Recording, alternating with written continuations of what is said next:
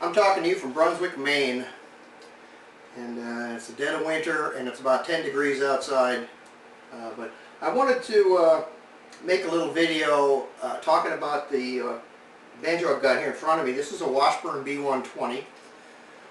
If you think that banjos are only high quality if they're American made, then don't watch the rest of the video, because I can tell you right up front this is not made in the United States. And that being said, we'll talk about a little about it. First of all, I'll go over the bad things, because there's good and bad in every instrument. The bad things about this one is when I got it, the frets here were so sharp and unfinished that I took a piece of toilet paper, put it under my fingers, and ran it up like that and ripped it to shreds. So I had to get in there with a fingernail file and file all those frets down just slightly to take the tightness, to take the roughness off of them. This side was perfect, but that's just a minor little inconvenience. The other thing was the 6th and 7th frets were a little tiny bit too high. So and it happened. I got a lot of buzzing. Anyway, so they had to be filed down a little bit. Again, I used a fingernail file. It took about 5 minutes to take the two of them down to where they needed to be. The head tension was all out of whack, so I had to go ahead and retension the head and get it to where I wanted it. It might not be the tension that somebody else would like, but it's the tension I like, and that's what I put it at. The bridge was not the greatest bridge in the world, so I put an old Snuffy Smith bridge on there, and it really brought the sound out once I had the bridge and the head tension adjusted.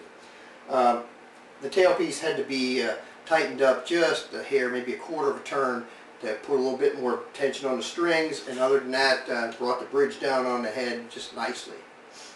That's the bad things about it. Good things about it: it's a very heavy instrument. I don't know if you might not think that's a good thing, but it weighs 8.5 pounds, fully loaded with good strings. And I'll do a shameless plug for Diodario strings, the strings that I use. These are the J60s.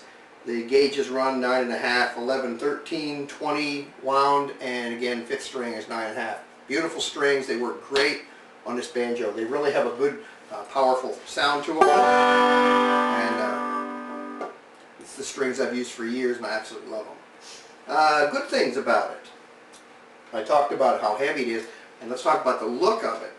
We've got, everything has the tone ring, the armrest, the backing here, everything is engraved. It's all machine engraved, but it is engraved, and it really got a nice look to it. The tone ring is bell brass, very good quality brass. I was surprised when I took it apart to do the retensioning on the head and everything. I checked the quality of the brass on the inside, and it's really a good quality brass. It's not cheap brass as you would think. Washburn really thought this banjo out when they built it, and it shows. The finish on it is, it's not an enamel gloss finish. It's a matte finish, really. It's smooth. The neck is very smooth, but it doesn't have that nice shine to it, and that's fine, because shine doesn't make it play any better. I do put a little bit of furniture polish on it. Lemon Pledge works really good. It kind of makes it really shine without the enamel finish on it. Tuners are absolutely wonderful. Tuners, once the strings were replaced, the tuners tightened up, and they stay tight, and the strings don't slip, which is a good thing. Even when I go and change, when I capo up the neck, or I go to a different tuning, go to D tuning or something like that, and then come back to G tuning, everything is where it should be. I don't have any problems with the tuners whatsoever. That's about, we'll talk about a little bit about the inlays. I looked at them, and they're absolutely perfect. There's no gaps around the edge of the inlays. As you know, if you've ever done inlay work, it's very difficult to get it. And the more precision the inlays are, the more precise they are, the harder the inlay is to do. When I looked at it, I thought, this is just unbelievably perfect. All the inlays are just absolutely perfect. So I did call Washburn Company, and I asked them Not so much was where it was made, but is that inlay machine done? And the guy told me that no, it's done by hand. They've got a couple of guys that do that inlay work for them, and it's absolutely perfect. So my compliments to the person that does the inlays on the banjos that Washburn makes. It does come with a really nice case, a well padded case, and it's a very protective case too. I've dropped it a couple of times now. I've had it almost a year. I've dropped it a couple of times and there's absolutely no damage. I've dropped it and it doesn't even go out of tune, which I like. It does have down inside here, it does have dual coordinator rods, very heavy duty stainless steel or chrome plated or stainless steel rods. And the neck came very straight. I didn't have to do any truss rod adjustments or anything to straighten the neck out. So that's my opinion of a Washburn banjo. This is the B-120, and I paid just under $1,000 for it.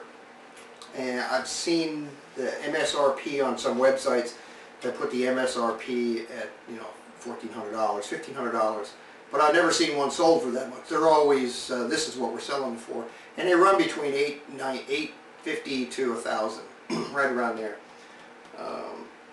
It is a nice banjo. I mean, if you're thinking about buying one, don't look at it and saying, well, it's not made in the United States.